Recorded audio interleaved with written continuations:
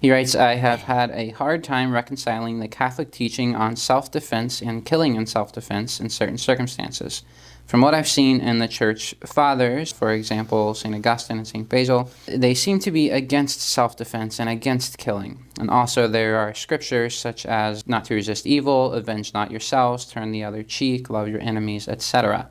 So how is it that St. Thomas Aquinas and his Summa and the Catholic Church in general, how is it that they teach self-defense is a duty, or that it's at least acceptable? I don't know that St. Basil or St. Augustine actually outright condemned self-defense, fighting in self-defense, even killing in self-defense. I'm sure that St. Augustine and St. Basil recommended being very accepting of everything from slights and insults to wounds and even death for our Lord, looking at that as the ideal. And it is, where it is possible. I mean, they just finished, they lived at a time that just came out of the catacombs, basically.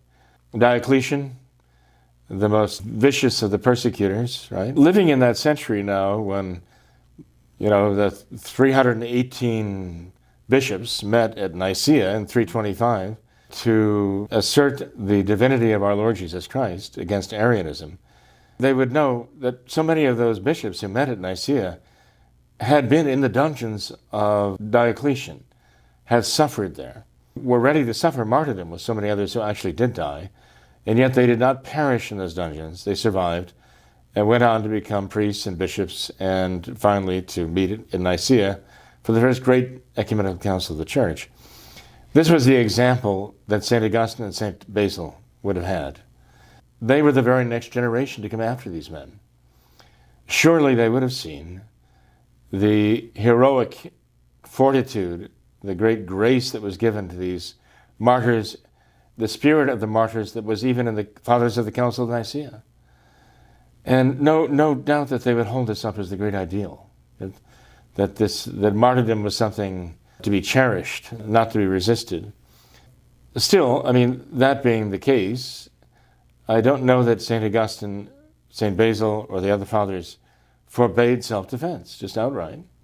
And I don't know that they actually ever said that it was murder to kill someone if it was necessary to defend one's own life. If there are citations, and I've seen citations, especially in St. Augustine, where he does discuss this question. I just haven't seen a citation that has him out and out condemn the idea of killing in self-defense and just calling it outright murder. You see, we have to keep in mind, too, that all during this time of the early persecutions of the Church, many of the great martyrs were soldiers. There are two great classes of martyrs in the early days of the Church. You have the virgin martyrs, and they're like a legion of their own, a sacred, a holy legion of virginal purity. But their counterparts were the young men, often soldiers. And St. Sebastian himself, who was one of the Praetorian Guards, right? And you look at St. Maurice and the Theban Legion, martyrs, dozens and dozens of martyrs came to the Church from the soldiery of the empire. Now, these were soldiers, so, their job was to kill the enemy, right? I mean, they went into battle. And they were known to be particularly brave, valiant, dutiful soldiers. And the Church not only did not condemn them for their profession, as though they were a bunch of murderers. When the time came that they had to lay down their life for their faith, for the love of God, they were instant in doing so, without hesitation. The Church has held them up as examples of courage for their faith, but they were soldiers. So, how could the Church actually say it was murder to kill in self-defense when these men were at the service of their country, their empire? The Church has always recognized the right of the state to execute those who are guilty of grave crimes. And as it is permissible for the society to defend itself, so it is permissible for the individual too. The Church has always recognized that.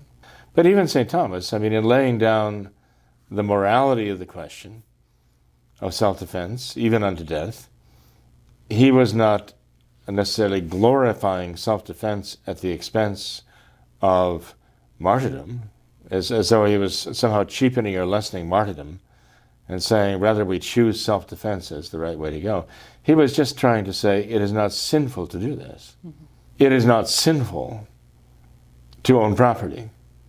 It is not sinful to defend it. It is not sinful to live and to defend life. And, the theology of the Catholic Church, the moral theology of the Church, has always made that very clear. The time has come, though, in our own time now, when I think we need to extol both. We need to make it clear that, yes, there is a need for people to defend the faith, to defend the church, to defend their families even. And that is not a vice, it is a virtue, to defend their families. And if they have to take up arms to do so, they should. Why? Because defending the innocent is not a vice, it is a virtue. I mean, I know what he's talking about here is defending oneself, okay? And that takes a different approach. But nowadays, I mean, we have the innocent who are being assaulted by the guilty, especially spiritually assaulted, but physically assaulted too. And we have to really defend them both ways, spiritually and physically. A father has a moral obligation to defend the lives and limbs, the welfare of his family, his children who depend on him, and his wife. He has a moral obligation to that. It would not be a virtue for him to say to an attacker, well, okay, go ahead, kill all my kids and my wife and me too. That's wonderful, we'll all be martyrs. That's not his decision to make for his children and his wife. His obligation, his God-given obligation, is to protect them.